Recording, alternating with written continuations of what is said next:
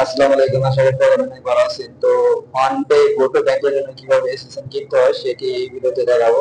তো এর জন্য যে স্লিও যে সাইটটা আছে এই সাইটটাতে চলে আসবেন। নতুন একটি সাইট এসএসএন কিনা। তো খুব কম খরচে এখান থেকে আপনি এসএসএন কিনতে পারবেন। আমি প্রায় গো টু ব্যাংক তৈরি করতেছি এই সাইট থেকে এসএসএন কিনে।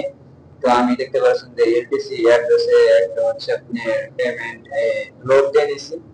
এখন এখান থেকে ফিল্টারিং করবো। ফিল্টারিং করার জন্য স্টেট অ্যালাবামা অনুযায়ী নিতে পারেন, পরে ইউএসএ কানাডা পাওয়া যাবে। তো আমি যদি ইউএসএ নিব, ইউএসএ চুজ করেছি এবং এখানে আমার আইপি যে জিপ কোডটা আছে ওই জিপ কোডটা আমি এখানে দিয়ে দিব।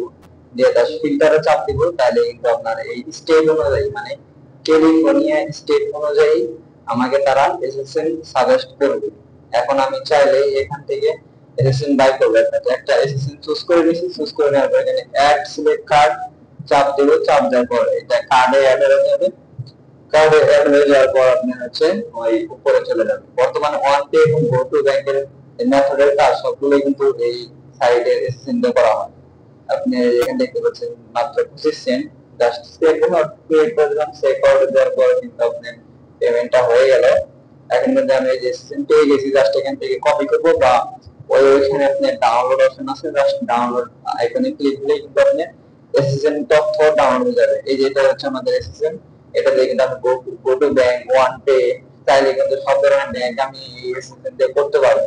তো বর্তমানে ভাইরাল চলতেছে আপনার ওয়ান পে এবং গো টু ব্যাংকে। এগুলো আসলে এই সাইডে এসএসএন দিয়ে খোলা হয়।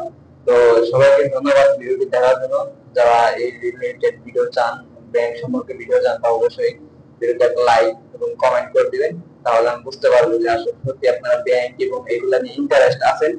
তো মোটামুটি অনেকগুলো এসএসএন কিন্তু এখানে ক্লব থাকে।